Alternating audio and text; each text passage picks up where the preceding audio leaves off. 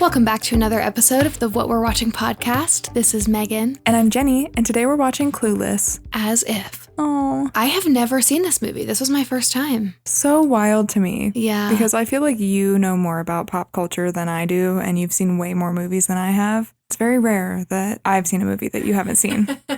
And this one is very in like the pop culture zeitgeist. There's so many references. There's so much fashion inspiration that comes from this movie. There are a lot of things that I caught that I've seen in movies or shows visually since this has come out. So yeah, it was really cool to go back and watch it. Yeah, wait, tell me about your experience watching it for the first time in 2023. What was that like? Mixed review. Okay. I thought it was cute. I loved the quotes. I really liked the cast, especially like the 3 or 4 main characters I loved all the actors. It's hard because this movie is so hyped and a lot of it didn't age super well, in my opinion. Oh, really?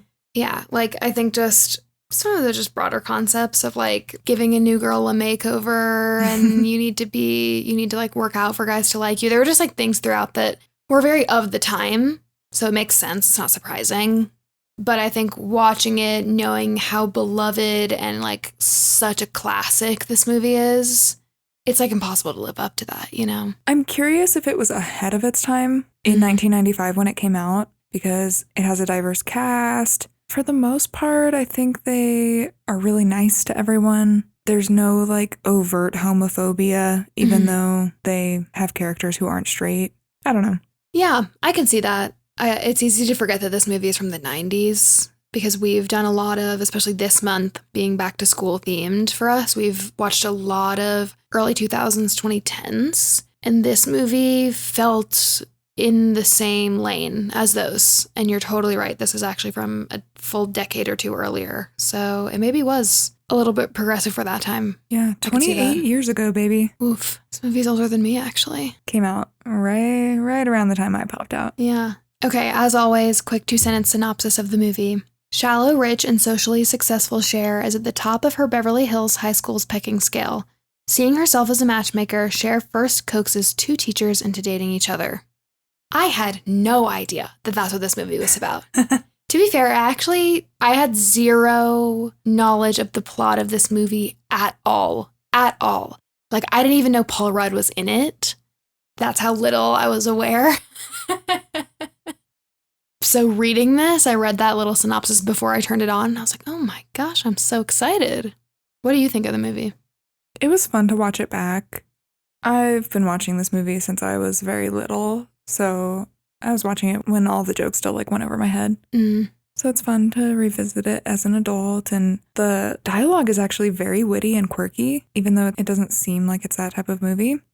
So many funny one-liners. For sure, I agree. Cher kind of gave me Elle Woods a little bit, like very girly, and actually a lot of the stuff that she said was very smart, to your point. Like a lot of her like quips and like things she said were very smart in her own way, in a similar way to Elle Woods, which I thought was cool. Yeah, and we talked about in our Legally Blonde episode how Legally Blonde was supposed to be similar to Clueless. You're so right. That's how they pitched it. They pitched it as similar to Clueless, didn't they? Yep, I could see that. Do you want to talk about the cast? Yes. Alicia Silverstone plays Cher. Now I'm curious, did you know who she was since you hadn't watched Clueless? I knew that she was from Clueless, so like I could place her whenever I've seen her. But I don't know if I've watched her act in anything else, which is interesting because you would think this would be the beginning of like a booming rom-com early 2000s career. She's actually been in a handful of things. No huge blockbuster hits, really. Like, it's a bunch of stuff that I haven't heard of. Granted, a lot of it's from the 90s, early 2000s. Blast from the Past. She was in Batman and Robin, The Babysitter, The Crush. And then she was in Senior Year in 2022. Oh, she came back. Yeah. But she is also an animal rights and environmental activist. So I'm guessing she kind of took that star power and, like, used it for her activism, since we didn't see her in a ton of stuff in the last decade or 2. I know that she became a mom. She actually has a really funny TikTok. I think she's so cute on it. Oh. All I remember about Alicia Silverstone is like one time when I was little, I was watching Clueless with my mom, and my mom was like, she is so gross. She regurgitates her food for her baby. Oh my God, you guys can't see me right now, but my mouth is hanging open. Excuse me? Say more right now. I'm pretty sure that like paparazzi or something just like caught her chewing up food first and giving it to her baby. Oh. Which I think is like a thing that like people do because they're like, oh, I want the baby to have healthy human people food. Mm-hmm. But I would like blend it up or something. I don't like that. Ugh. Oh, no. I heard this from my mom, so I don't even know if it's real. And this was like many, many, many years ago. But anyway. Okay, it wasn't real regurgitation. That's important to me. No, it was just like chewing and then giving it to the baby. Yeah. Okay. Interesting, though, Amy Heckerling, who wrote and directed Clueless, saw Alicia Silverstone in an Aerosmith music video and like kept her in mind for Cher. Interesting. But a bunch of other actresses were considered for the role. Interestingly, Amy Heckerling met with Reese Witherspoon for the role. Wow. This was way before Legally Blonde. She would have been so young, but I guess this character is supposed to be, 15 or 16? Mm-hmm. Oh, that would have been really cute. I totally could have seen that. Well, and do you remember that in our Legally Blonde episode, we talked about how Alicia Silverstone was considered for the role of Elle Woods? You're right. Wild. And I have a few of those crossovers. So other people who were considered for the role of Cher, Gwyneth Paltrow. Which also considered for Elle Woods. Yep. Wow. Kerry Russell. Okay, I could see that. And Angelina Jolie. Wow, I could not see that. And I actually don't know if they ever auditioned or anything. It was just what the executives suggested. Interesting. I need to go back and watch some old Gwyneth Paltrow stuff, I think, because I can only ever think of Pepper Potts and Goop, and it just doesn't click for me. No, me neither. How she would have been considered for these roles. I'm feeling like in the 90s and 2000s, she was probably like same vibe. Yeah. Same vibe. Did you ever watch Psych? Wait, yeah, I did. Okay. That was like one of my family's favorite shows growing up. And Jules, who's played by an actress, her first name is Maggie, I forget her last name, to me looks just like Alicia Silverstone, and I would always get them mixed up. Oh, interesting. Yeah. Maggie Lawson. To me, they look so much alike. Oh my gosh. Right? Wait, Twins. They're not the same person? Twins, right? Yeah, definitely. Yeah, look, I literally typed in Maggie Lawson and it comes up Maggie Lawson and Alicia Silverstone. Wow. And then Maggie Lawson and Alicia Silverstone look alike. I love a good celebrity look-alike. Okay, so we're the last to this party. The entire internet thinks they look just alike and no one can tell them apart. And no, they're not related. Good to know. Yeah. Stacey Dash. Yeah, Stacey Dash plays Dion. I haven't really seen her in anything else. She's fabulous in this role. Mm-hmm. Though politically, she's gone a little interesting. Interesting. As of late. How so? She's a Trump supporter. I want to say like she used to be a Democrat and then like switched over to being a Republican. Huh. I also want to say she ran for Congress or talked about it. Wow. Talked about it probably. Mm-hmm. Interesting. Yep. Brittany Murphy. Oh, Brittany Murphy. Why are you saying it like that? Because she passed away tragically? Wait. Jeni! Wait, no! Did I know that? No! Wait, not. I'm just stepping in it. You're crying. She's crying. Did I just break your heart? No, I'm so sorry. I feel like I maybe in the depths of my brain actually knew that. I just have such good thoughts about her because of Uptown Girl. Yeah, which I've never seen. Oh, you would love that movie. I love Dakota Fanning. That was one of my favorite movies as a kid. And so that's what I know her from. And her character in Clueless is so different and looks so different. Yeah. So I was like stunned when I saw her on screen because her like coloring in this movie is so different than her blondness. Yeah, she's got like the dyed Kool-Aid red hair in this movie at first. I can tell you more about it. Yeah. Say more right now. Yeah, there's actually a documentary on Max right now that I started watching. I just haven't finished it yet. I actually have only gotten like 5 minutes in, so I can't even say I started watching it. I feel like a failure of a pop culture girl that she died tragically, and there's a documentary already out, and I didn't know what happened. She passed away in like, oh God, 2012? I don't even know. A long time ago. Okay, this is pre-smartphone for me. Yeah. Or probably right around the time I got my first phone, so maybe that's why. Oof. What happened? They said it was like anemia and pneumonia or something. Wow. And she had like a lot of medicine in her system, which was to like treat a cold. And then weirdly, her husband, who was like a weird producer or screenwriter guy, there was something off with them. Like, I don't know exactly what was. I really need to watch the documentary, but he died the same way. Huh. Not long after. Huh. It's very weird. I don't think they've ever figured it out. They Weird. said something about like maybe it was like toxic mold in the house, and then the mom was like, no, it couldn't be that, but then now she thinks it is that. I don't know. Interesting. Oh, we'll have to watch the documentary. Wow, I had no idea. Yeah, it's really sad. That is really sad. Wow. Anyway, that was a real downer, but God, I'm so sorry. Brittany Murphy's performance, it's just so good. And we have Paul Rudd. I'm so shocked you didn't know Paul Rudd was in this movie. I can't believe I didn't know that. I've listened to so many interviews of him, and he must have talked about it, but because I hadn't seen the movie, it just left my brain. Yeah. He's so cute. Oh, he was like a little baby in this. Little baby. Yeah, I've never seen him this young in anything. This must have been one of his first projects, I'm guessing. So Ben Affleck actually auditioned for Josh. Wow. And so did Zach Braff. Wow. And the connection there is that Murray is played by Donald Faison. I recognized him. He's from Scrubs that he did with Zach Braff. Ah, okay. It would have been so cute if they were in this movie together, even though I don't think they had any scenes together. Yeah. Yeah, there was one at the end in the wedding. Oh, okay. Yep, you're right. Well, anyway, Zach Braff didn't get it, but Paul Rudd did. Oh, interesting. And then I heard somewhere, I don't know if this is true, that Paul Rudd auditioned for Murray. Oh, interesting. And they were like, oh, no. No, sweetie. You're white. Yeah. Yeah, I liked Paul Rudd. In this. He's always just like so adorable and handsome and lovable, I think. So he's married and has a few kids, and he's one of those people that to me just comes across as like such a normal person in interviews. I love it. He lives in some small town, I think in upstate New York, and owns a candy shop. Excuse me?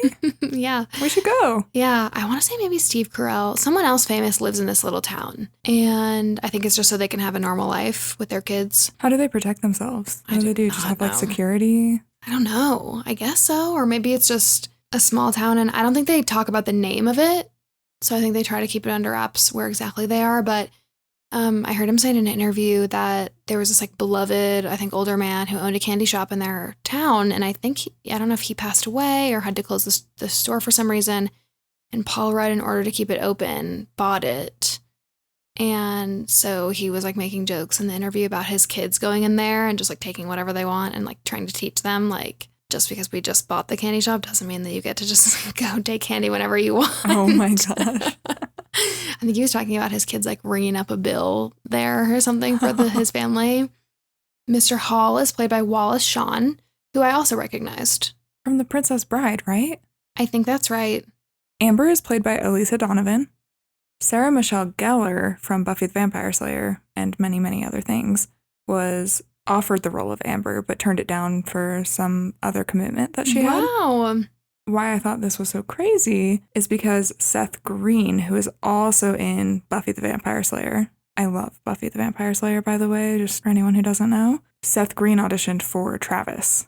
So that would have been also cute. But it's funny that like they all run in the same circles and audition for the same things. Yeah, they do. I listened to Armchair Expert, and Kristen Bell comes on every once in a while.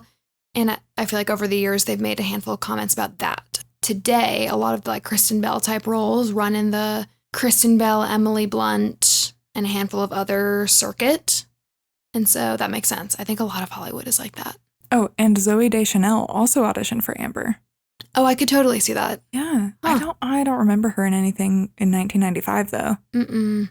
So she must have been a little baby actress. Definitely. I have another Legally Blonde fact. Oh. This goes back to Brittany Murphy.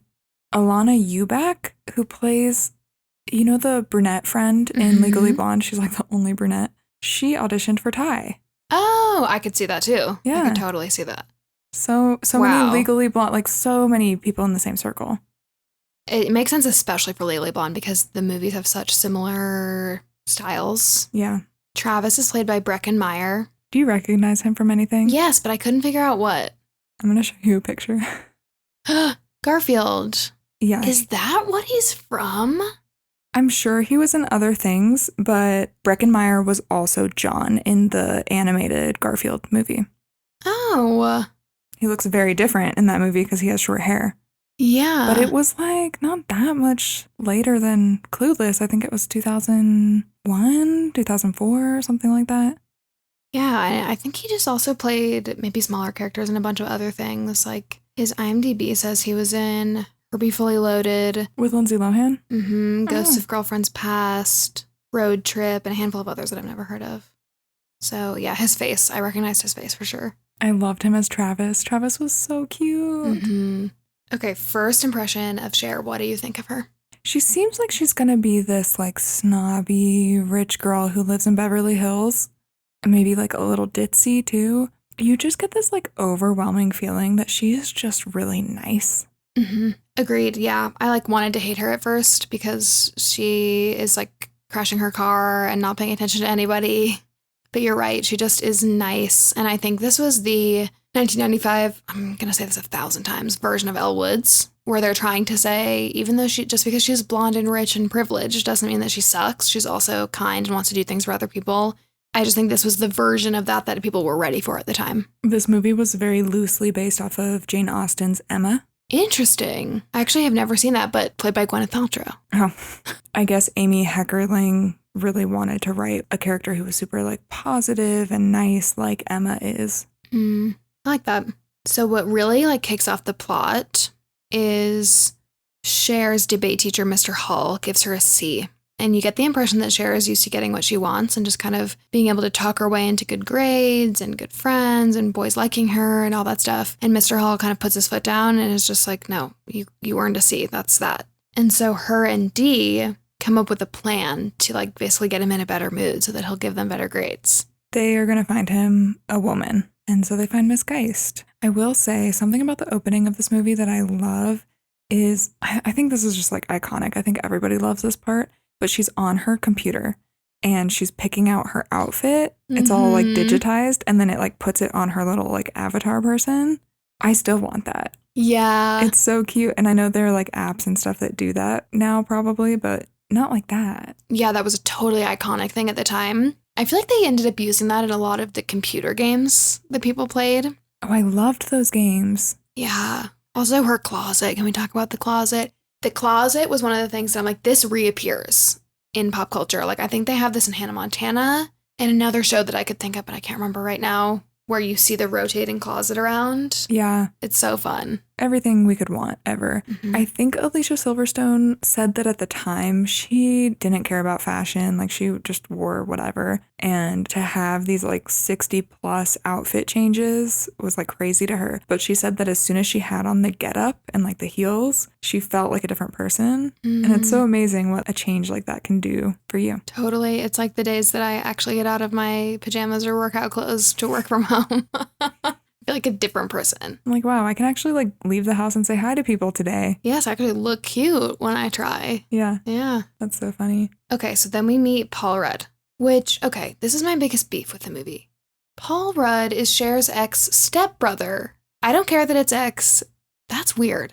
Everybody thinks it's weird. Okay, good. Don't worry. Okay, that makes me feel better. Yeah, it's weird. I guess like how they set it up is like Josh's mom has been remarried like 4 times since this.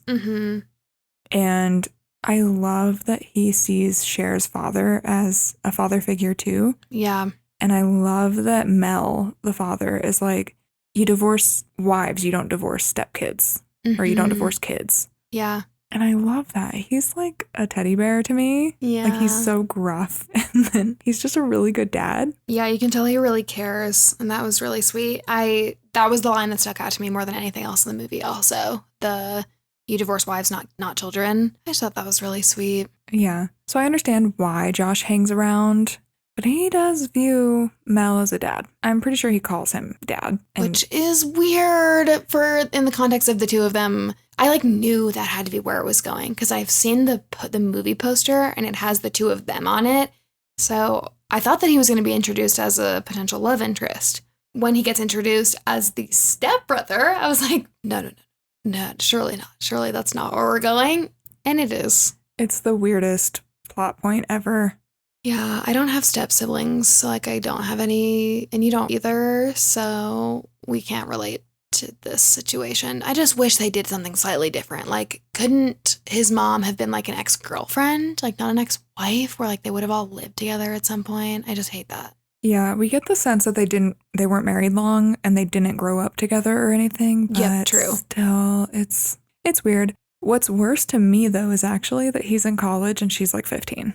Yeah, you're right. I didn't actually realize until after the movie was over doing research for this that she was supposed to be 15 because she acts like, oh, I would never date a high school boy. And to me, that feels like the attitude of like a 17 or 18-year-old that's like dated college guys before. But she's 15 years old. Yeah, it's weird. And I don't know how old Josh is, if he's supposed to be like 18 or something, but still.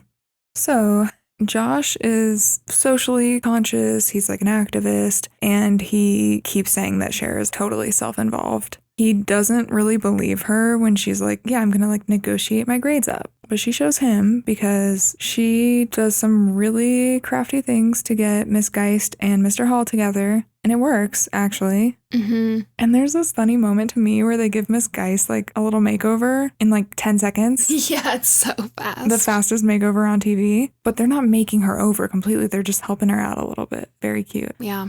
So now Mr. Hall is happy and Miss Geist is happy and everyone is very happy with Cher because everyone's getting good grades. She turned her grades around. She's feeling on top of the world about herself and her good deed. Miss Geist tells them to have a great weekend instead of doing any homework. I know. Yeah. Amazing. And so then in gym class, when the new student Ty comes, she's wearing a flannel. She's definitely not from Beverly Hills and is not the type of girl that they would be friends with. And I think because Cher is like riding this high, she's like, oh, another project, another good deed I can do. And then she convinces Dion to help take Ty under their wing. It's giving Wicked, like the song Popular.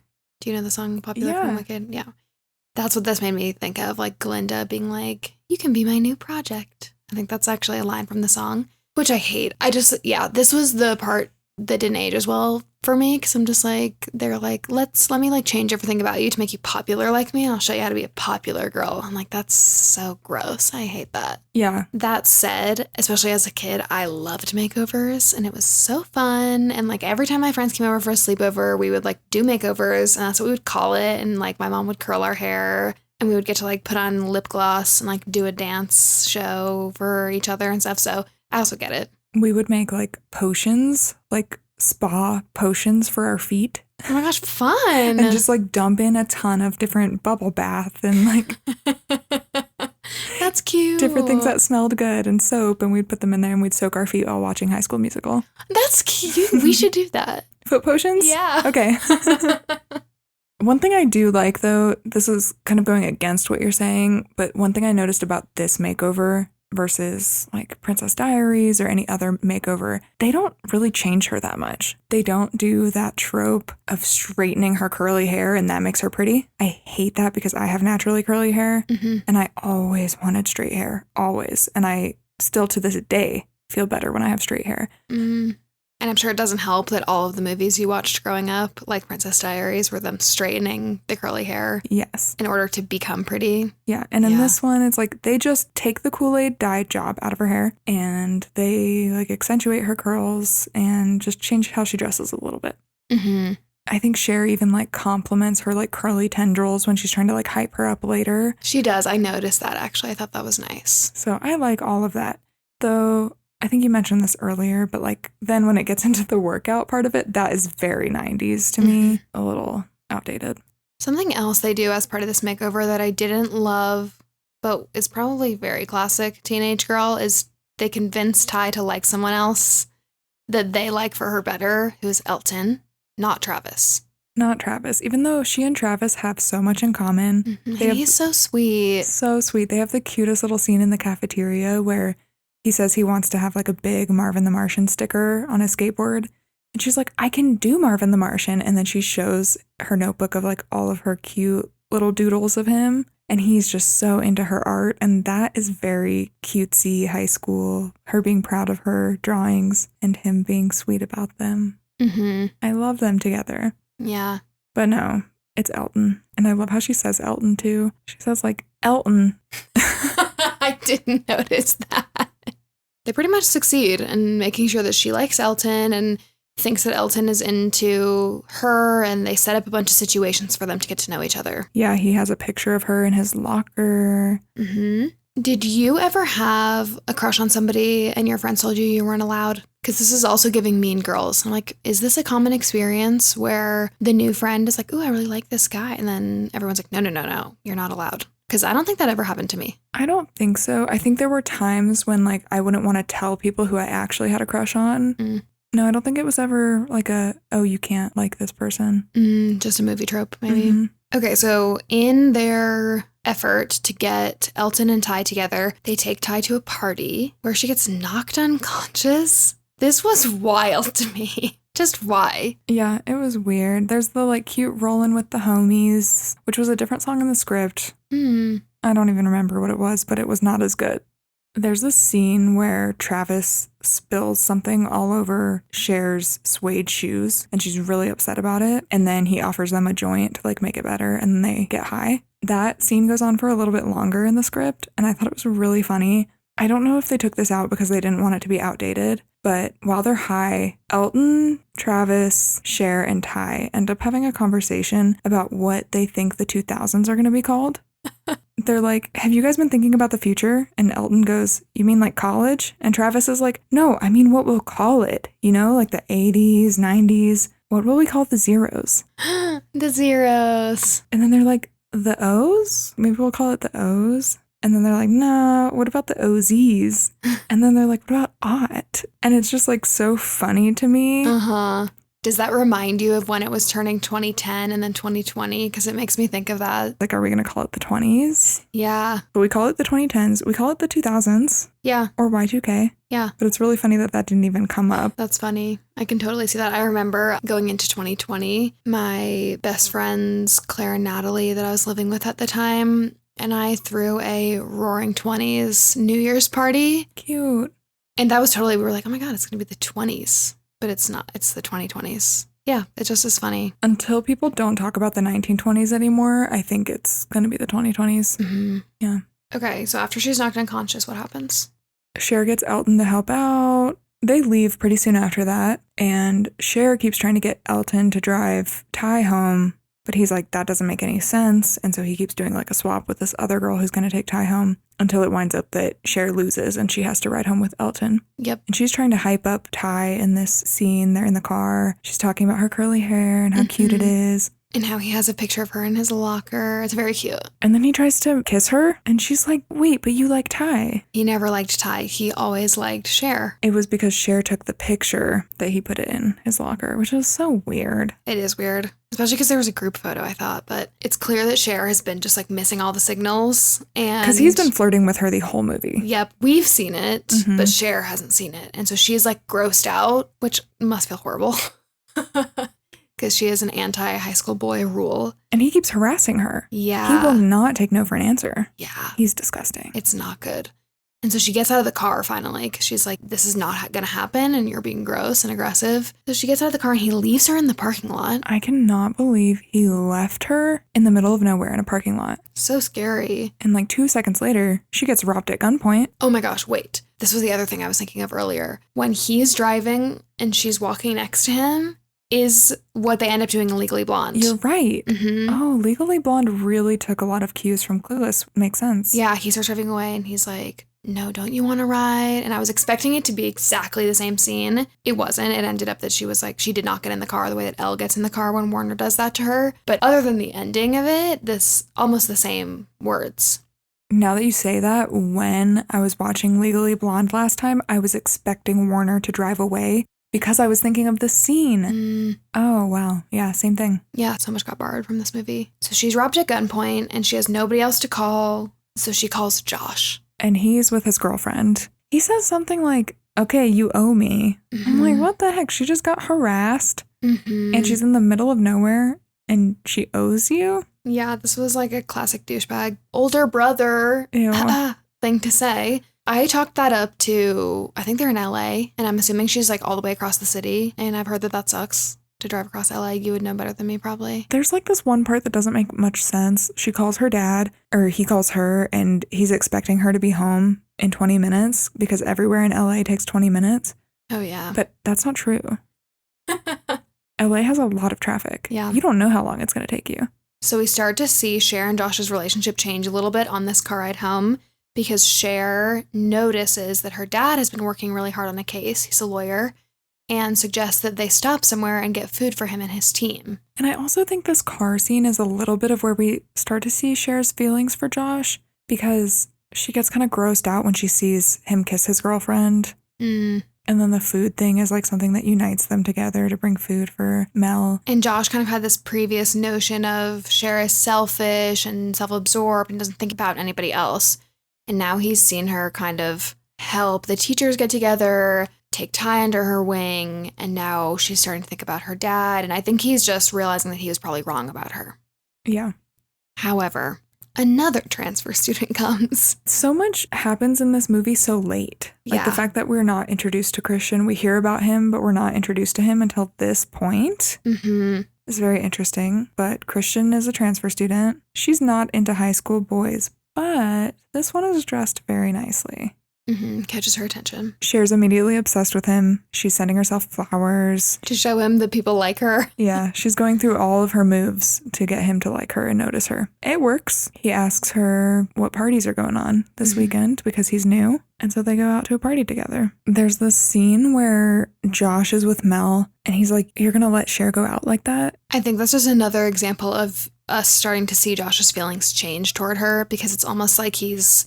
Again, it's just weird. Like, he's being protective, like protective brother / friend. I think this is easier if we think about him as Cher's guy friend. Yeah. Because this is something that does happen a lot in movies, where the guy friend will get jealous and protective over his friend and think that the guy is going to treat her badly or gets like nervous. And anyway, what ends up happening is Cher's dad is like, "Go put on a jacket or something." And this all goes over Cher's head. She's like, "Okay, yeah, I will. I was going to do that anyway." Yeah. And then Josh is talking to Mel afterwards, and he's like, "I think I should go and keep an eye on her." And Mel sees through this immediately, and you see this like cute little smile on his face. So obviously he approves. And he's like, "Yeah, you go do that." In the script, actually, it's like reversed. It's Mel tells Josh that he needs to go keep an eye on her.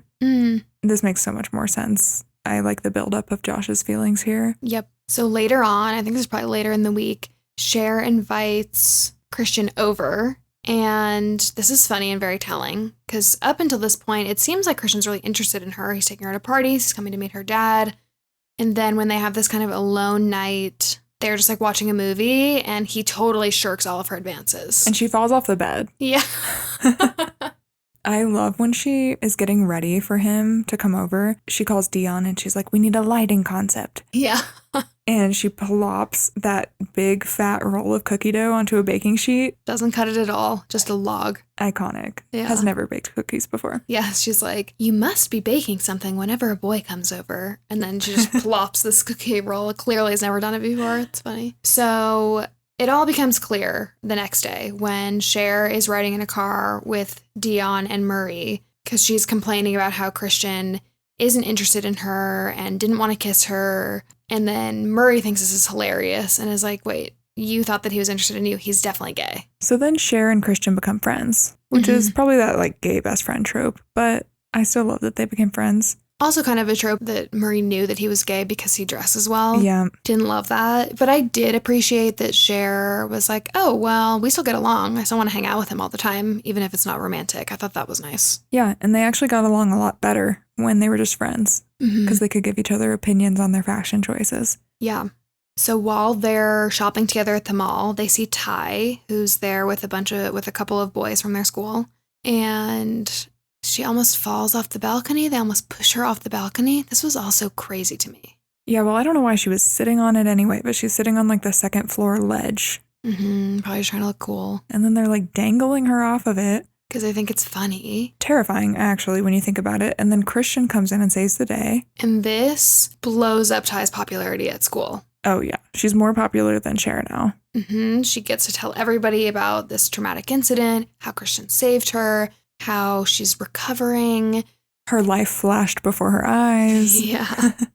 And so Cher gets upset partially because Ty is kind of taking over her popularity, partially because this is like changing her and Ty's friendship. Like before she had full access to being Ty's best friend and they had plans every day.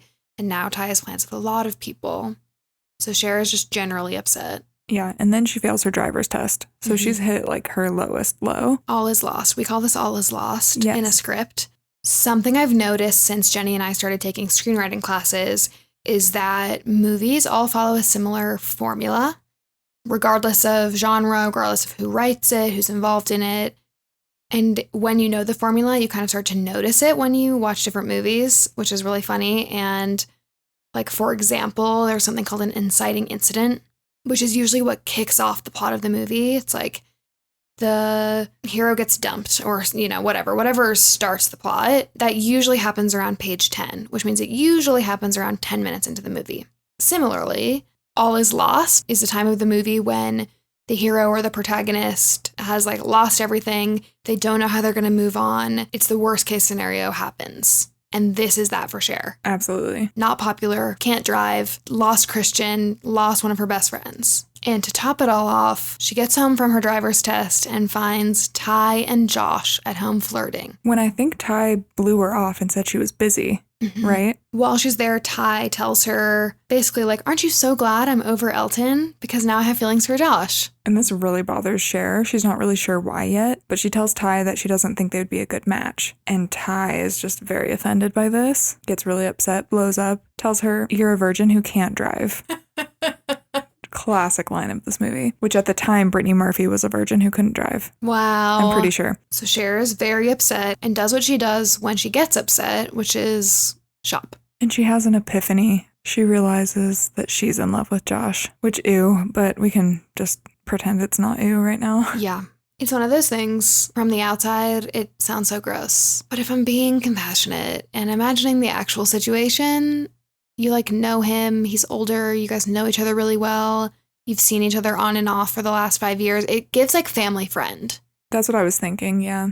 And I could see like that situation. It just, the title of stepbrother is what makes it weird. Cher doesn't know how to act around Josh. She can't send herself flowers like she did for Christian. It will not work on Josh. And so she's just very awkward, doesn't know what to do. And she's feeling pretty vulnerable, and she goes and talks to her dad and she asks him for advice. And when she explains that she's interested in a do-gooder type, she expresses her concern that she's just too shallow and selfish to win him over. Her dad also, so cute. He's like, anyone would be an idiot not to be in love with you. He also must see right through this. I think he's like the audience, where it's just we've seen both of them and they're both coming to terms with their feelings, but we've known. I'm sure he knew too, especially with that one scene earlier. So Cher decides to be nicer to others. She kind of resolves, I'm going to show him that I would be worthy of his attention and that I am more like him than he thinks. She and Ty make up. They go to Travis's skateboarding contest. It's really cute that Cher is supportive of Travis now. It's like they're friends now. She kind of realizes what a good match Ty and Travis are. And seeing them interact, she's like, oh, Josh is out of the picture now for Ty. Yep. She also starts to volunteer. So she volunteers to help the victims of the Pismo Beach disaster. So she like goes through her whole house to come up with donation items, including a bunch of her clothes, canned goods, including the caviar that her dad doesn't like, and athletic equipment, including her skis. I love that. And she says something like, I think Josh makes a comment to her about like, why would they need skis? And she's like, they lost everything, including athletic equipment. Yeah. And she also tries to help her dad and Josh on her dad's case. However, she like mixes up a bunch of papers and it makes somebody on her dad's team really mad. But Josh stands up for her, which was actually a cute moment. And that's when they kiss. And then we get this like great fake out, very classic, where she's like, and you know what happens next? And then you see a bride and you're like, oh no. And she's like, as if I'm only 16. But she doesn't she say something at the end that's like, I'm only 16 and my dad was married to Josh's mom or something. Doesn't she make it like she addresses the stepbrother weirdness? Maybe. We find out that the bride is Miss Geist and she's getting married to Mr. Hall. It's yeah, so this sweet. was so cute. Yeah, however misguided the makeover and the like weird matchmaking was, it ended up working out. And then all of the students are invited to their wedding for some reason. Yeah, their little table is very sweet because at their dinner table is Ty, Travis, Dee, Murray, and Josh and Cher. So it's kind of cute. Everybody kind of found their person in the end. Yep. And then there's going to be the bouquet toss. And Cher's like, don't worry, I got it in the bag. Because they were all the boys were taking bets. Mm-hmm. And she catches the bouquet. And then she and Josh kiss. And that's the end. Yeah. What did you think about the movie overall? I liked it. I honestly don't know if I'm dying to watch it again. Because I feel like I got it in one. You know? It's just like cute. It's simple. I loved all the quotes. I liked all the pop culture references. It aged but it was good. I liked it. Okay, I think that's fair. That's fair for like the first, because I think this movie is so like nostalgic for people that they're gonna have a different opinion on it than someone who just comes into it in 2023 and watches it. That's true. I don't have the nostalgic attachment. Yeah, which we talk about a lot, but I think it makes a lot of sense. Love all the outfits and how they're still cute today. I do love the outfits. I think we're also seeing a resurgence of the fashion from this time. Cher makes a quote at the beginning of the movie about like, I hate how high school boys dress in their baggy clothes and their sneakers. And I was like, oh boy, that's what boys wear right now. Obviously, we've talked about how this movie is just huge in pop culture. Everybody knows it. There's so many references everywhere. What I didn't know is that this became a TV show. I didn't know that either. Yeah, after the movie, it became a TV show. Everyone came back except for Paul Rudd and Alicia Silverstone. Wow. And you actually know the person who played Cher. Who? It was Rachel Blanchard. Do you know that name? I recognize that name. Susanna from The Summer I Turned Pretty. Shut up. Oh. I'm looking at a photo of her in like her little Clueless outfit. So cute. Yeah. I had no idea. Yeah. Okay, well, that's what all those actors and actresses did then. We were wondering. They went on to do the show. Yep. And then there was a Clueless musical, just like every popular movie becomes a musical. Mm-hmm. And it has just like lived on in the pop culture zeitgeist ever since, I feel like. Yep. I would love to know if you guys all watched Clueless. Am I the only one that hadn't seen it until now? Oh, but I will say, if you haven't seen it, or if you want to watch it again, you can watch it for free on Pluto TV. Oh. Which I discovered through trying to watch this movie. It's on my Roku TV, but also when I just Googled on my phone, watch Clueless, it is literally free. You can get the app. You can watch it on the browser. You don't even have to make an account. You can literally just press play as if it's YouTube. Love that. Highly recommend. Are there ads? No, there might have been ads, actually. I was like, how do they make money? There might have been ads, but I don't remember it being annoying. It's probably just because I've been watching a lot of Love Island on Hulu, and there's ads on those. So those are just my TikTok breaks. Well, it was very interesting hearing your take on the movie as someone who hadn't seen it before. I'm so glad we watched it. Me too. It's a very good back-to-school movie. Very good. If you're not ready for the Halloween moody movies yet, this is a good one to just kind of get you in the fall spirit. Yep, totally agree. If you liked this episode, please consider leaving us a review and a 5-star rating. It means the world to us. We're loving doing this so far. I think we're at a month or so of running the podcast, which is crazy. And we're both obsessed with it. Yeah. So thank you for listening. We'll see you next week. Bye. Bye.